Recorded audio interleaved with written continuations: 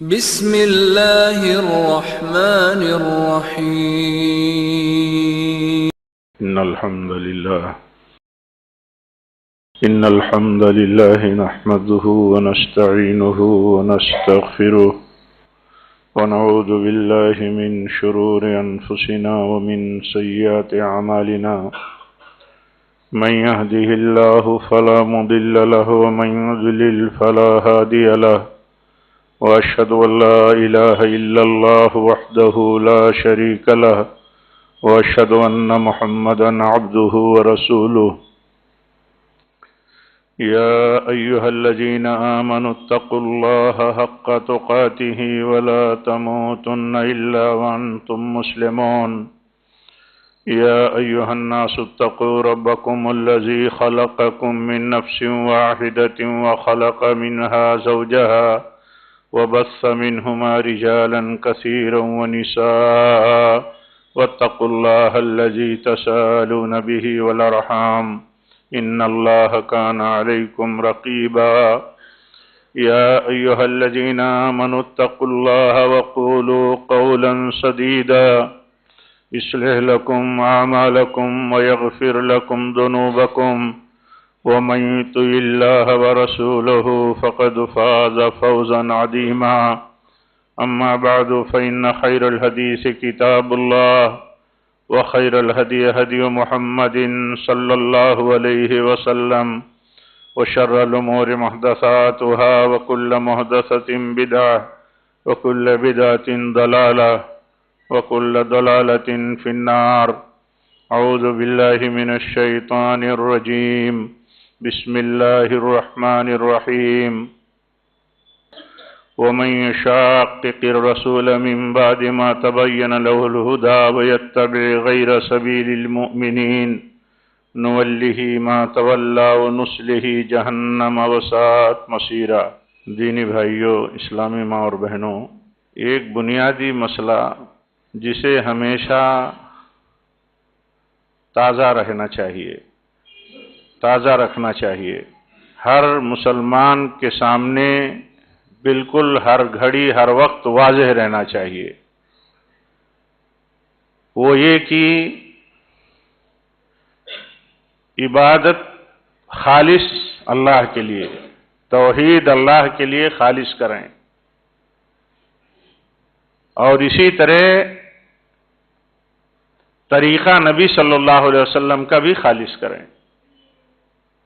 اتباع میں بھی اتباع بھی خالص ہو، توحید بھی خالص ہو.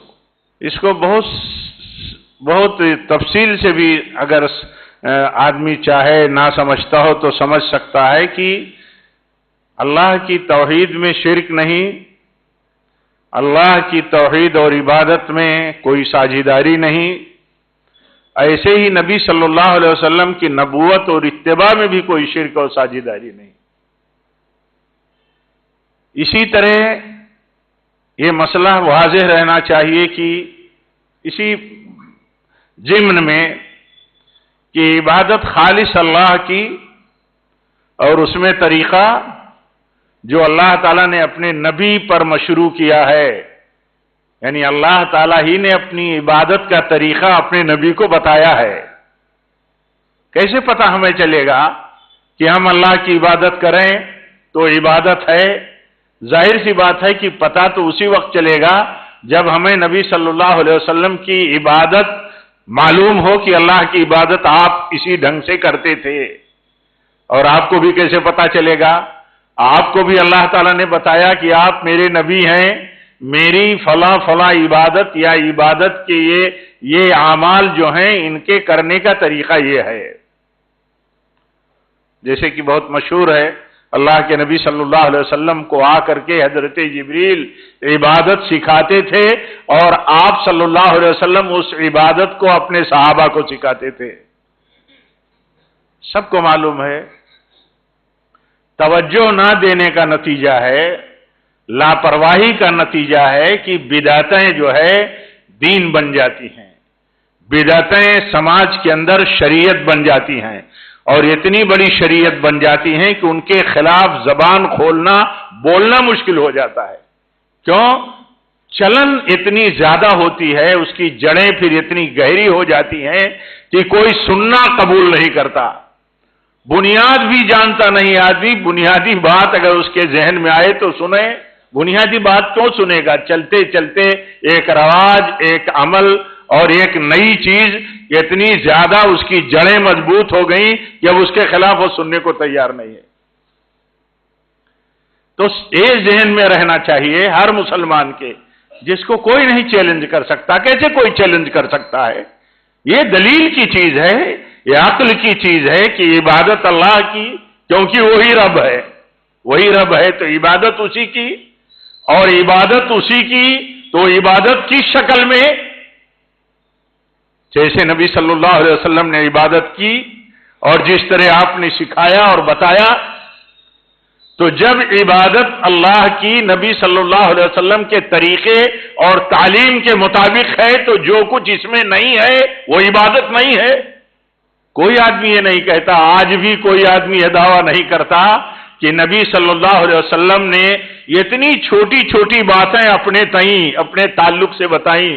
آپ نے فرمایا کہ نماز کے لیے جب اذان ہو جائے تو دعا پڑھو، دعائے اذان، اور اس میں میرے لیے شفاعت کا اور وسیلے کا تم سوال کرو، تم سوال کرو گے تو اللہ تعالیٰ میری شفاعت تمہیں نصیب کرے گا۔ یہ اتنی باتیں آپ نے بتائی، اتنی اہم بات یہ بتائی کہ آپ نے فرمایا مجھ پر درود بھیجو، جو مجھ پر درود بھیجتا ہے اللہ تعالیٰ اس پر 10 رحمتیں نازل فرماتا ہے۔ اور اتنا بڑا مسئلہ آپ نے چھوڑ دیا کہ میرا جب وہ یوم ولادت آئے، میرا میلاد کا جب دن آئے تو تم جشن منانا اور عید منانا، اس کو چھوڑ دیا آپ نے۔ ایک ہوش و حواس رکھنے والا آدمی اور دین کو سمجھنے والا، دین پر چلنے کا فکر مند آدمی اس اصول سے کہ دین اللہ کا، بندگی اللہ کی، طریقہ اللہ کے رسول کا صلی اللہ علیہ وسلم، تو یہ بات جب ذہن میں اچھے سے رہتی ہے تو کہیں آدمی بھٹکتا نہیں، نہ اسے بھٹکایا جا سکتا ہے۔ دونوں بات نہیں ہو سکتی ہے، آدمی بھٹکے گا بھی نہیں اور اسے بھٹکایا بھی نہیں جا سکتا۔ اگر آپ کسی سے پوچھئے، ہمارے سرکل میں ہر طرح کے لوگ ہیں، اپنے بھائی تو ہیں جو ایک بہت بڑا طبقہ ہمارے بریلوی بھائیوں کا ہے، غیر مسلموں کا اتنا بڑا طبقہ ہے، ان کے بھی تہوار اور عیدیں ہیں، ان کے بھی بہت سارے تہوار اور عیدیں ہیں۔ ان کا یہ تہوار ہے جو میلاد النبی کے نام پر عید کے طور پر مناتے ہیں، پھر جشن ہوتا ہے، وہ جشن عید میلاد النبی۔ تو ہمارے سرکل میں تو بہت بڑی تعداد میں لوگ رہتے ہیں، ان سے اگر آپ پوچھیں یا وہ آپ کو اپلائی کریں، آپ کو قائل کرنا چاہیں کہ اللہ کے نبی صلی اللہ علیہ وسلم نے چھوٹی چھوٹی باتیں بتائی ہیں، چھوٹی چھوٹی باتیں عمل کر کے آپ نے دکھایا ہے۔ آپ نے یہاں تک بتایا ہے کہ آپ وضو کیسے کریں گے، پانی کیسے ڈالیں گے، ہاتھ کیسے دھوئیں گے، چہرہ کیسے دھوئیں گے، سر کا کان کا مسح کیسے کریں گے، کر کے بتایا، تعلیم دیا۔ اتنا بڑا مسئلہ امت کا، آپ صلی اللہ علیہ وسلم کی ولادت کا، کہ اس پر جشن منایا جائے گا کہ نہیں منایا جائے گا، اس پر خوشی منائی جائے گی، اس دن کو عید کا دن منا لیا جائے گا، بنایا جائے گا کہ نہیں بنایا جائے گا، بنانا چاہیے کہ نہیں بنانا چاہیے۔ آپ نے اتنا بڑا مسئلہ چھوڑ دیا۔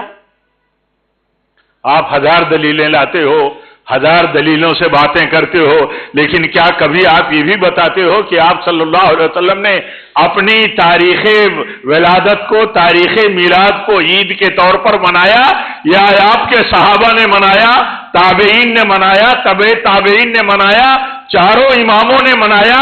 کسی نے نہیں۔ خیر القرون میں یہ چیز کا وجود نہیں۔ 4 صدی ہجری میں ایک فاطمی شیعہ عبید کے حکومت میں یہ سلسلہ شروع ہوا۔ یہ سب تاریخ میں موجود ہے، سب کے نزدیک موجود ہے۔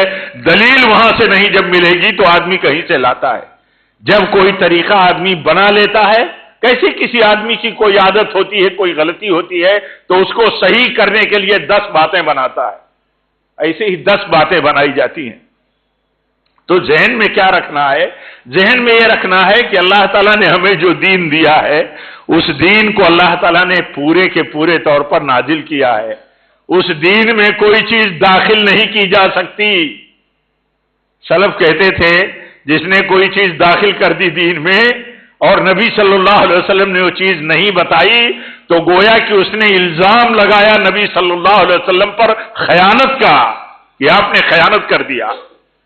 ایک آدمی میلاد النبی کو دین کے اندر داخل کر دے اور آپ نے نہیں بتایا تو گویا کہ آپ پر الزام ہے۔ آدمی چاہے اس شعور سے یہ بات نہ کرتا ہو لیکن لاشعوری طور پر ایک الزام لگاتا ہے اللہ کے نبی صلی اللہ علیہ وسلم پر کہ آپ نے اتنی اہم عید ہمیں نہیں بتائی۔ آپ نے کیا بتائی؟ آپ نے کہا اللہ تعالیٰ نے یہ جو تمہارے مدینہ میں 2 عیدوں کا رواج ہے اس سے بہتر اللہ تعالیٰ نے تمہیں 2 عیدیں دی ہیں، ایک عید الفطر ہے اور دوسری عید الاضحیٰ ہے۔ آپ نے 2 عیدیں تو سال کی بتا دی کہ سالانہ تمہیں اللہ تعالیٰ نے 2 بڑی اہم عیدیں تمہیں عطا فرمائی ہیں، ایک رمضان کا مہینہ گزر جانے کے بعد اور ایک عید الاضحیٰ کا، یعنی وہ عشرہ پورا ہوتا ہے 10ویں تاریخ کو، وہ عید ہے تمہارے لیے، یعنی یوم الفطر اور یوم الاضحیٰ۔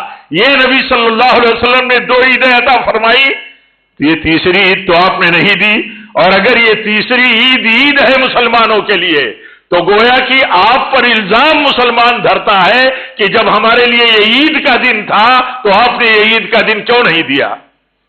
یعنی گویا کہ الزام ہے آپ پر، اور اللہ تعالیٰ نے دین مکمل کیا آپ پر، کوئی حکم نہیں نازل ہوا، کوئی قانون نہیں نازل ہوا، کوئی ہدایت نہیں نازل ہوئی۔ حجۃ الوداع میں جب یہ آیت نازل ہوئی تھی الیوم اکملت لکم دینکم واتممت علیکم نعمتی، اللہ تعالیٰ نے فرمایا آج میں نے تمہارے لیے تمہارا دین مکمل کر دیا ہے۔ اس مکمل دین میں کہیں میلاد النبی کا ذکر نہیں۔ 300 سال کی تاریخ میں سلف کے خیر القرون میں کہیں میلاد النبی کا ذکر نہیں تاریخ میں۔ اور آج حالت کیا ہو گئی ہماری؟ آج حالت یہ ہو گئی کہ محرم میں محرم کے 10 روزہ ہنگامے اور مشرکانہ اعمال، اور ایسے ہی میلاد النبی کے 12 تاریخ کے، اس کے بھی کتنے مسئلے ہیں۔ ہم لوگ بچپن میں، جو لوگ ہم عمر میں ہوں گے وہ جانتے ہوں گے، دیہاتوں میں 12 ربیع الاول کو 12 وفات کہا جاتا تھا، 12 وفات کہتے تھے، 12 وفات کہتے تھے۔ اب وہ 12 وفات اللہ کے نبی صلی اللہ علیہ وسلم کی تاریخ وفات ہے 12 ربیع الاول۔ 12 ربیع الاول میں کی تاریخ میں اللہ کے نبی کی پیدائش کا مسئلہ اختلافی ہے، لیکن 12 ربیع الاول کی وفات کا مسئلہ یہ تقریباً اتفاقی اللہ کے نبی کی وفات 12 ربیع الاول کو ہوئی، اور وہ 12 ربیع الاول کا دن جشن کا دن ہو گیا۔ تو بہرکیف یہ خود ایک مسئلہ ہے، اور سب سے بڑا مسئلہ تو ہمارے لیے یہی ہے، ہر ایک کے لیے، ہر مرد و عورت کے لیے کوئی اس مسئلے کو ایسے ہی سمجھ کے چلے کہ اللہ نے جو دین دیا ہے اس میں چھوٹی چھوٹی باتوں کو کھول کر کے بیان کیا ہے۔ آپ سنتے رہتے ہیں، کہا جاتا رہتا ہے کہ ہم لوگ یہاں تک، ہمیں مسجد میں داخل ہونا ہے تو قدم کون سا پہلے مسجد میں ڈالنا ہے، نکالنا ہے تو کون سا قدم پہلے مسجد سے نکالنا ہے۔ آپ سوچئے یہ اسی چھوٹی چھوٹی باتوں کا اتنا اہتمام شریعت میں ہے، اتنا اہتمام ہے، یعنی اتنی اہمیت دے دی گئی ہے اس کو بتانے کے لیے کہ بتائی جائے۔ آپ داخل ہوں گے تو پڑھیں گے کیا، نکلیں گے اللہ کے گھر سے تو پڑھیں گے کیا، یہ اتنی چھوٹی چھوٹی باتیں بتا دی گئی۔ یہ نہیں بتایا گیا بلکہ آپ نے یہ بتایا میری پیدائش سوموار کے دن ہوئی، میری بعثت سوموار کے دن ہوئی، میرے اوپر وہی سوموار کے دن اتری، تو سوموار کو روزہ رکھا جاتا ہے، سوموار کو روزہ رکھنا مستحب ہے۔ سوموار کو روزہ رکھتا ہے ایک آدمی اور یہ سوچتا ہے کہ اللہ کے نبی کی آج پیدائش کا دن ہے، تو جب آدمی باولا ہو جاتا ہے تو کچھ بھی بولتا ہے، باولے تو کچھ بھی بولتے ہیں، کہتے ہیں روزہ رکھنا ہے تو ایسے ہی جشن منانا ہے۔ روزہ رکھنا ثابت ہے، روزہ رکھنا سنت ہے، روزہ رکھنے کی تعلیم ہے۔ اللہ کے نبی فرماتے ہیں سوموار کو میں پیدا ہوا، مجھے پیدا کیا اللہ نے، سوموار ہی کے دن نبی بنایا، سوموار ہی کے دن مجھ پر وہی اتری۔ تو اگر سوموار کے دن روزہ رکھا جائے تو یہ تو ثابت ہے، تو روزہ رکھنا ثابت ہے، اس لیے میلاد النبی بھی منانا ثابت ہو گیا۔ مطلب حیرت کی بات ہے، رونے کی بات ہے جب انسان بگڑتا ہے. ہاں اور تو کہتے ہیں اس کو دلیل و حجت کام نہیں آتی.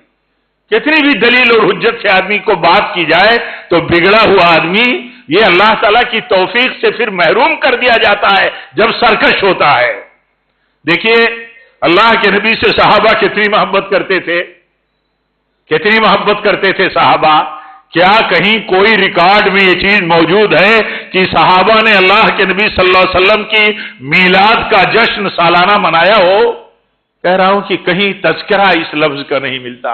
عید میلاد کے لفظ کا، اس ورڈ کا کہیں ذکر نہیں ملتا تاریخ میں. لیکن آج کیا ہے؟ آج یہ ہے ہاں کہ ایسا لگے گا ہاں کہ واقعی یہ دین کا بہت بڑا شعار ہے. جیسے ہماری عید ہوتی ہے، جیسے ہم عید مناتے ہیں، عید ہمارے دین کا شعار ہے، ہماری خوشی کا دن ہے، اللہ تعالیٰ کی کبریائی کا مطلب دن ہے. ہم اس کی حمد، اس کی کبریائی بیان کرتے ہیں عید کے دن. ایسے ہی میلاد کا دن جو ہے ایک الگ بگاڑ کے ساتھ، ظاہر سی بات ہے وہاں بگاڑ ہوگا ہی ہوگا. وہاں بدعتیں ہیں، وہاں خرافات ہے، وہاں اختلاط ہے، شرک تک ہے، شرک تک ہے. تو شرک تک ہے، اس لیے بات یہ کہی جا رہی ہے. بدعت کہتے ہیں کسی کام کو بلا اس کے کسی اصل کے، کوئی دلیل نہیں، کوئی اصل نہیں، اسے گڑھ لیا گیا، بنا لیا گیا اور نیکی کے نام سے اسے کیا جائے. تو نیکی تو اسی وقت ملے گی جب اللہ تعالیٰ کی کسی عبادت کا عمل، نیکی کا کام دلیل کے ساتھ کیا جائے.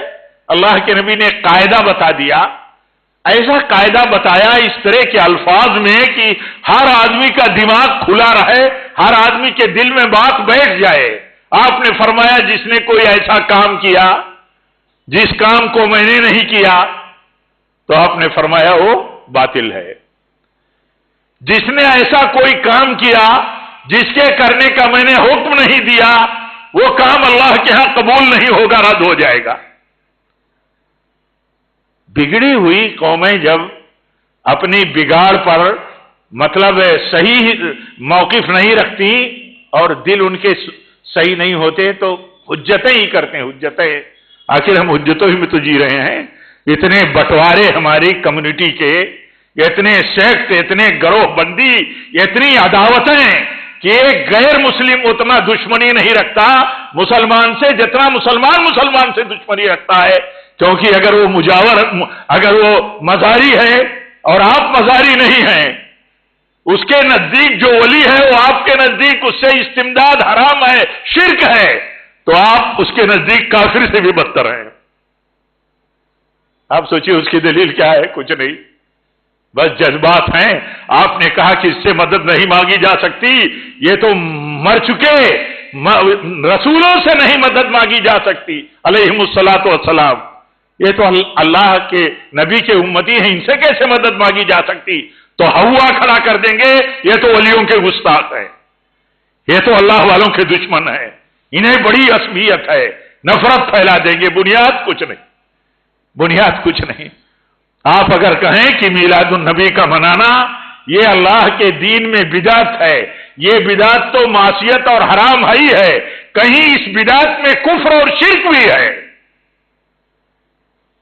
رسول آ رہے ہیں، یا رسول اللہ کے نعرے لگ رہے ہیں، یہ کیا ہے؟ یہ شرک ہے، یہ شرک ہے. یا رسول اللہ، آپ کی آمد پر یا رسول اللہ اس تصور کے ساتھ یہ باتیں کرنا شرک ہے. آپ کی قبر پر جا کر کے بھی آدمی کیا تصور رکھتا ہے؟ کیا یہ تصور رکھتا ہے کہ آپ کی قبر مبارک پر میں پہنچ تو گیا لیکن میرا سلام جو میں آپ کو پڑھتا ہوں اور کہتا ہوں اللہ کے فرشتے آپ کی خدمت میں میری طرف سے آپ کی عزت کے طور پر پیش کرتے ہیں. اللہ کے فرشتے پوری دنیا میں پھیلے ہوئے ہیں، ہم امتیوں کے درود و سلام کو اللہ کے نبی کی خدمت میں فرشتے لے کر کے حاضر ہوتے ہیں کہ آپ کے امتی کی طرف سے یہ درود ہے آپ پر، یہ سلام ہے آپ پر. یہ ہے اللہ کے نبی کا مقام اور آپ صلی اللہ علیہ وسلم کی پوزیشن دین میں. اور اگر آدمی یہ سمجھے کہ اللہ کے نبی ہمارے جلوسوں میں، ہمارے میلاد کے جشن میں اور ہماری منائی جانے والی اس من گھڑت تہواروں میں آپ کی حاضری ہوتی ہے، تو یہ کیا ہے؟ تو یہ وہی ہے کہ انسان جب بگڑتا ہے اور یہ بنیادیں اس کی نہیں ہوتی، نہ سوچتا ہے، تو اس کی راہ بالکل الگ ہو جاتی ہے۔ اللہ تعالیٰ نے اسی لیے بیان فرمایا، اتنی صراحت سے بیان فرمایا۔ دیکھیے، پڑھیے قرآن، غور کیجئے۔ اللہ فرماتا ہے وَمَن يُشَاقِقِ الرَّسُولَ مِن بَعْدِ مَا تَبَيَّنَ لَهُ الْهُدَىٰ، جس کے پاس ہدایت آ گئی، دلیل آ گئی، اس کے باوجود بھی رسول کے طریقے کی وہ مخالفت کرتا ہے، اور رسول صلی اللہ علیہ وسلم کے صحابہ کے طریقے کی مخالفت کرتا، یعنی الگ راہ پہ جاتا ہے۔ مخالفت کا مطلب الگ ہو جانا، الگ طریقہ اپنا لینا۔ ایک آدمی ہمارا مخالف ہے تو مطلب یہ ہے کہ وہ الگ راہ پر الگ طریقے پر چلا گیا۔ اللہ تعالیٰ فرماتا ہے جب رسول کی مخالفت کرتا ہے امتی اپنے رسول کی، اور ایسے ہی رسول صلی اللہ علیہ وسلم کے صحابہ کی مخالفت کرتا ہے، یعنی ان کے طریقے کی، تو اللہ تعالیٰ فرماتا ہے سزا ہے اس کے لیے۔ کیا سزا ہے؟ نوَلِّهِ مَا تَوَلَّىٰ، نوَلِّهِ مَا تَوَلَّىٰ۔ یہ اتنی موٹی بات، اتنا اہم مسئلہ، اس کی مخالفت کرتا ہے، اپنے رسول کی مخالفت کرتا ہے، اپنے رسول کے صحابہ کی مخالفت کرتا ہے جو حق پر تھے، بے پناہ آپ سے محبت کرتے تھے۔ تو اللہ تعالیٰ فرماتا ہے نوَلِّهِ مَا تَوَلَّىٰ، اب جس راہ کو اس نے پکڑا اسی راہ پر اس کو ہم چھوڑ دیتے ہیں۔ اب وہ راستہ کہاں لے جاتا ہے اس کو؟ وہ راستہ لے جا کر کے اسے جہنم میں پہنچا دیتا ہے۔ وَنُصْلِهِ جَهَنَّمَ وَسَاءَتْ مَصِيرًا، اللہ تعالیٰ فرماتا ہے کہ بدترین ٹھکانہ جہنم میں پہنچ جاتا ہے۔ اسی لیے بات کہی جاتی رہتی ہے کہ دیکھو اس دھوکے میں نہیں پڑنا چاہیے کہ ہر راستے کی منزل ایک ہے۔ راستہ غلط ہے تو کبھی منزل نہیں ملے گی۔ دین میں آپ کو 10 راستے ہوں گے، آپ کو سیدھے اگر جانا ہے آپ کو ناگپور، تو آپ کئی راستوں سے ادھر ادھر سے الگ الگ ٹائم اور زیادہ اوقات لگا کر کے جا کر کے پہنچ سکتے ہیں، لیکن اللہ کی جنت تک پہنچنے کے لیے اللہ تعالیٰ نے اپنی ایک راہ بتائی ہے۔ وَأَنَّ هَٰذَا صِرَاطِي مُسْتَقِيمًا فَاتَّبِعُوهُ وَلَا تَتَّبِعُوا السُّبُلَ فَتَفَرَّقَ بِكُمْ عَن سَبِيلِهِ۔ اللہ تعالیٰ نے فرمایا کہ اللہ تعالیٰ نے فرمایا میری راہ جو ہے اسی راہ پر چلو، اس کے علاوہ جو راستے ہیں یہ شیطان کے راستے ہیں۔ تو شیطان کے راستوں پر چل کر کے کوئی جنت میں پہنچے گا؟ تو عرض کرنے کا مطلب یہ ہے کہ موٹا سا مسئلہ، یہ اللہ کی توفیق ہے، فکر کی وجہ سے ہدایت ہے جو اللہ تعالیٰ نے آپ کو، ہم کو اور ہر سمجھدار کو دی ہے کہ وہ دین کو سمجھتا ہے، دین کو سمجھنے کی کوشش کرتا ہے، تو جو کوشش کرتا ہے اسے توفیق ملتی ہے اللہ کی طرف سے۔ یہ توفیق ہے اللہ کی طرف سے کہ ہم اللہ کے نبی سے بے پناہ محبت کرتے ہیں۔ ایک ایک چھوٹی چھوٹی سنتوں پر اگر عمل نہیں کر پاتے تب بھی ہم اپنی کوتاہی، خامی اور اسی طرح تقصیر کا اعتراف کرتے ہیں کہ ہمارے نبی کی سنت ہے، ہم اس پر عمل نہیں کر پاتے، ہم نہیں کر پا رہے ہیں، لیکن اللہ کے نبی صلی اللہ علیہ وسلم سے محبت اتنی کرتے ہیں کہ سنت کے لیے، سنت کے خلاف بات کرنا تو دور کی بات ہے، سنت کے خلاف بات سننا بھی قبول نہیں کرتے۔ صحابہ کتنی محبت کرتے تھے، ایک ایک ادا کی نقل کرتے تھے، ایک ایک ادا کی۔ آپ دیکھیے اللہ کے نبی اگر نماز کی حالت میں، ایک بار ایسی حالت تھی کہ آپ جوتے میں نماز پڑھا رہے تھے، آپ جوتے میں یعنی جوتا پہن کر کے آپ نماز پڑھا رہے تھے، اور حالت نماز میں ہی آپ نے جوتا نکال دیا، تو جن کے صحابہ کے پاؤں میں جوتے تھے انہوں نے بھی حالت نماز میں نکال دیا۔ آپ سوچئے کیسی ایک ایک ادا اور ایک ایک عمل کی نقل کرتے تھے اللہ کے نبی کی، کیسے نقل کرتے تھے؟ آپ نے ایسا کیا تو ایسے ہی کر بیٹھتے تھے۔ بعد میں آپ نے بتایا، کہا مجھے جبریل نے آ کر کے بتایا کہ آپ کے جوتے میں کچھ نجاست لگی ہے تو آپ نکال دیں، تو میں نے تو اس لیے نکال دیا، تمہیں نکالنے کی ضرورت کیا تھی؟ یا رسول اللہ صلی اللہ علیہ وسلم آپ کو دیکھا نکالتے ہوئے تو ہم نے بھی نکال دیا. آپ یہ حالت تھی نبی صلی اللہ علیہ وسلم کے. مطلب ایک ایک عمل کی نقل کی. کیسے ایک ایک عمل کی نقل ہمارے بیچ میں اللہ کے نبی کی موجود ہے. ایک ایک بات موجود ہے ہمارے ہاں. آپ دیکھیں ہمارے حنفی ہے، بریلوی بھائی بھی حنفی ہی ہے، اصلاً یہ بھی مقلد ہیں امام ابو حنیفہ رحمۃ اللہ علیہ کے. لیکن اسی میں دیکھیے کتنے طبقے ہیں. ایک طبقہ اگر میلادی ہے تو اسے کہاں سے دلیل مل گئی؟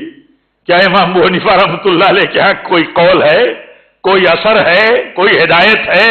کیا ان کے دور میں میلاد منایا جاتا تھا؟ کچھ نہیں، کچھ بھی نہیں، کہیں کوئی ریکارڈ نہیں. لیکن یہ کہ مسئلہ یہ ہے کہ جب انسان کسی راستے کو رسول اور رسول کے صحابہ کے طریقے کی مخالفت والا راستہ چن لیتا ہے، قبول کر لیتا ہے، اس پر چلنا شروع کر دیتا ہے، تو اس کے لیے اللہ تعالی کی طرف سے یہ عذاب آتا ہے. کیا عذاب آتا ہے؟ اگر وہ توبہ کر کے پلٹے نہ ہاں تو وہ برے انجام سے دوچار ہو جائے گا. وہ عذاب کیا ہے؟ اللہ نے بیان کیا، نُوَلِّهِ مَا تَوَلَّىٰ وَنُصْلِهِ جَهَنَّمَ وَسَاءَتْ مَصِيرًا. اس لیے یہ مسئلہ سمجھنے کے بعد کہ اس کی کوئی اصل نہیں، اس کی کوئی حقیقت نہیں، یہ بدعت ہے، یہ کفر تک لے جانے والی ہے.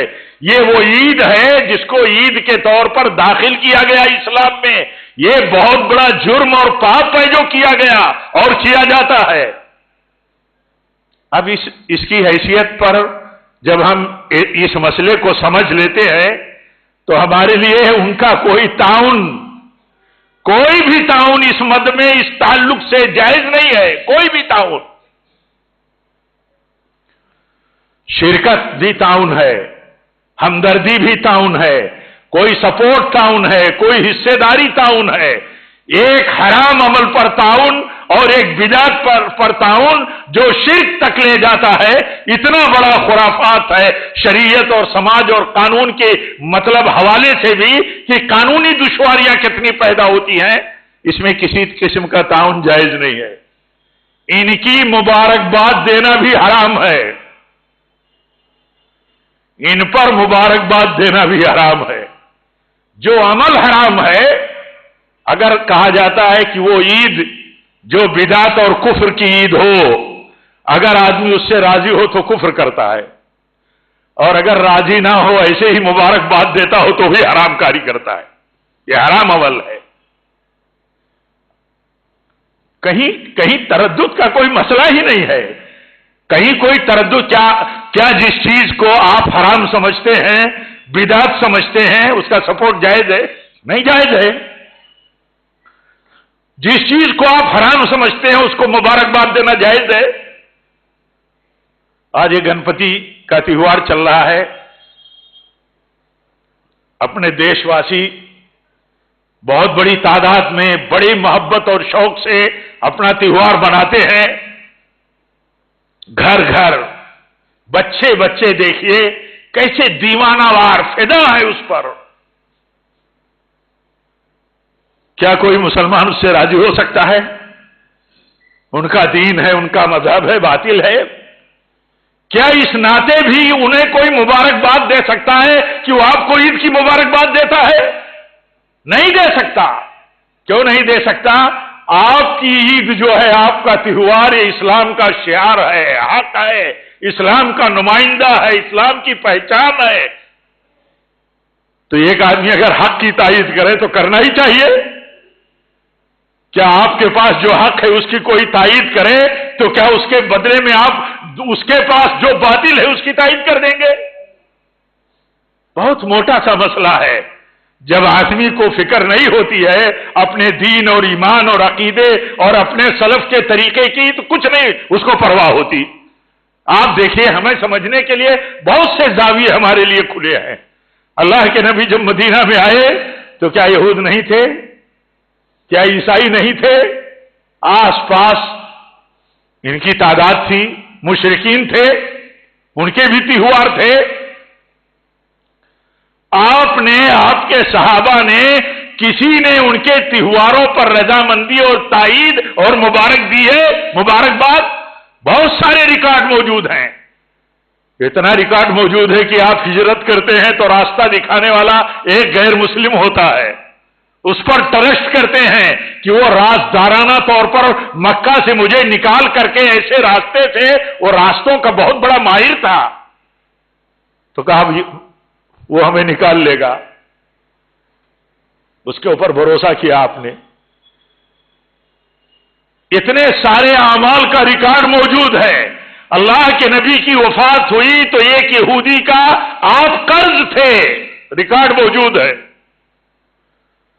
ان سے معاملات ہوتے تھے، ان میں کوئی بیمار ہو گیا تو آپ عیادت کو جاتے تھے، جیسی مصلحت آپ سمجھتے تھے. لیکن آپ ان کے تہواروں میں کبھی شرکت کرتے تھے، کبھی تائید کرتے تھے. اس کا بھی تو کوئی ریکارڈ ملنا چاہیے. اور ایسا کیسے ہو سکتا ہے؟ قرآن کہتا ہے ایمان والے جو ہے وہ غیر مسلموں اور مشرکین کی تہواروں میں کبھی حاضر نہیں ہوتے، کبھی تائید نہیں کرتے ان کے. اگر راضی ہوں گے تو کفر میں مبتلا ہو جائیں گے، اور اگر بلا رضامندی کے ایسے ہی ان کی تائید کرتے ہیں تو یہ معصیت اور حرام کام ہے. دنیا میں سیاستوں کی بنیاد پر، کاروبار کی بنیاد پر، علاقائی بنیاد پر ہمارے آس پڑوس رہتے ہیں غیر، ان کی بنیادوں پر دین کا سودا نہیں کیا جا سکتا. اگر دین کے سودے کی گنجائش ہوتی تو آپ دیکھیے اللہ کے نبی کے پاس آتا ہے بڑا وقت، کہتا ہے یہ جھگڑے ہمارے کب تک چلیں گے، یہ ہم کب تک لڑتے رہیں گے یا رسول اللہ. آپ یا محمد صلی اللہ علیہ وسلم آپ سے کہتے تھے، رسول کا مانتے تھے، آپ سے کہتے تھے کہ یہ لڑیں گے ہم کب تک، لاؤ سمجھوتا ایک کر لے. کیا سمجھوتا کر لیں؟ آپ ہماری والی کریں 1 سال، جیسے ہمارا طور طریقہ ہے، اور جو آپ کا طور طریقہ آپ لے کر کے آئے ہیں ہم 1 سال اس کی تائید کرتے ہیں، اس کے مطابق چلتے ہیں. تو سورۃ الکافرون نازل ہوئی، قل یا ایھا الکافرون نازل ہوئی. یعنی اور آپ کو کیسی کیسی پیشکش ہوئی. اگر مفاد کے لیے سمجھوتے کی گنجائش ہوتی ایمان اور عقیدے اور دین میں تو سارا سمجھوتا ہو سکتا تھا. سارے سمجھوتوں کی مطلب کے لیے آپشن کھلے ہیں، لیکن دین میں نہیں. دین میں نہیں. کفار کے دین، کفار کے تہوار یا مسلمانوں میں بدعت اور کفر اور شرک کرنے والوں کے طور طریقے کی کبھی تائید نہیں ہو سکتی. جو آدمی تائید کرتا ہے اس کی 2 وجہ ہو سکتی ہے. ایک وجہ تو یہ ہو سکتی ہے کہ اپنا دین نہیں سمجھتا، تو اس کے لیے کب تک یہ عذر ہے، کب تک یہ عذر ہے کہ اس کے لیے وہ دین نہیں سمجھتا اس لیے تائید کرتا ہے. اور اگر وہ سنتا ہے کہ یہ بدعت اور حرام ہے اور اسے بتایا جاتا ہے کہ اس میلاد میں شرکیہ عمل ہوتے ہیں تو اس کے پاس پھر کیا حجت بچتی ہے نہ جاننے کی. تو نہ جاننا ایک ہے وجہ تائید کرنے کی، دوسرے جانتا ہے اور اس کے مفادات ہیں. تو اس کا معنی یہ ہوا نا کہ دنیا کے لیے، مفاد کے لیے، سیاست کے لیے، تجارت کے لیے اپنے محلے میں رہتا ہے، غیر مسلموں سے تعلقات نبھانے کے لیے کاروبار کرتا ہے، غیروں سے ان سے تائید لینے اور دینے کے لیے یہ سلسلہ جاری رکھے ہے. تو یہ سودا کرتا ہے گویا کہ اپنے دین اور عقیدے کا دنیا کے مفاد کے لیے. اور جو ایسا کرتا ہے اللہ تعالیٰ اس سے دین چھین لیتا ہے، دین چھین لیتا. اللہ تعالیٰ ہم سب کو دین کی سمجھ عطا فرمائے. رب العالمین ہر طرح کی بدعتوں سے ہمیں چوکنا رہنے کی توفیق دے. تھوڑا عمل اللہ کو بہت محبوب ہے جو سنت کے مطابق ہو. زیادہ عمل اس کی کوئی حیثیت نہیں ہے. ہاں، جس کی بنیاد بدعت پر ہو اور جس کی کوئی اصل نہ ہو، جس کی کوئی اصل نہ ہو. اور یہ چیز ہمیں سمجھنا جہاں ہے ضروری ایسے سمجھانا بھی ہے. کوئی مانے نہیں مانے، آپ کی کیا پوزیشن تھی آپ دیکھیے، اور آج اللہ تعالیٰ نے آپ کو کس پوزیشن میں رکھا ہے. آج آپ اس پوزیشن میں ہیں کہ کوئی آدمی آپ کو اگنور نہیں کر سکتا. آپ جب پوچھتے ہیں کہ بتاؤ، ریکارڈ سے بتاؤ، تمہیں ابو لہب ملا تھا دلیل کے لیے، تمہیں ابو لہب ہی ملا تھا دلیل کے لیے کہ اللہ کے نبی نے کی جب پیدائش ہوئی تو اپنی ایک لوڈی کو آزاد کر دیا. اس لیے جب اس نے لوڈی کو آزاد کر دیا آپ کا چچا تھا تو آپ کی پیدائش پہ خوشی پہ اس نے ایسا کیا تو ہم جشن کیوں نہ منائے؟ وہی ابو لہب ملا تھا دلیل کے لیے، ابو بکر نہیں ملے، عمر نہیں ملے، عثمان و علی نہیں ملے، صحابہ نہیں ملے۔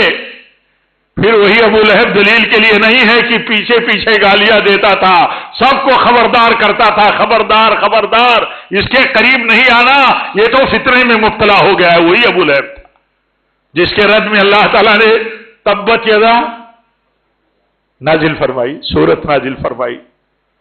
تو وہی ابو لہب یہ بھی دلیل کے طور پر بھائی پیش کرتے ہیں۔ تو ہم سب کو اپنا دل کھلا رکھنا چاہیے، دماغ، اور اللہ تعالیٰ سے اس نعمت پر شکر گزاری بھی کرنا چاہیے کہ اللہ تعالیٰ نے ہمیں کتنے بدعتوں سے محفوظ رکھا ہے۔ جو ہماری طرح کلمہ پڑھنے والے ہمارے بھائی مبتلا ہیں، ان کے اوپر رد کرنے کا مقصد یہ ہے کہ یہ باطل ہے، اس کا رد ہونا چاہیے، اور ان پر رد کرنے کا مطلب یہ ہے کہ تاکہ وہ اگر دلائل کی روح سے سمجھیں، سنیں، تو ہو سکتا ہے فکر کریں تو اللہ تعالیٰ انہیں توفیق دے۔ رب العالمین جب تک ہم زندہ رہیں تیرے دین پر رہیں، سچے دین پر رہیں، تیری عبادت پر رہیں، تیرے نبی کے طریقے پر رہیں، اور جب بھی ہماری موت ہو تو اے اللہ تیرے نبی کی سنت پر ہو، صحابہ کے طریقے پر ہو۔ وآخر دعوانا الحمدللہ۔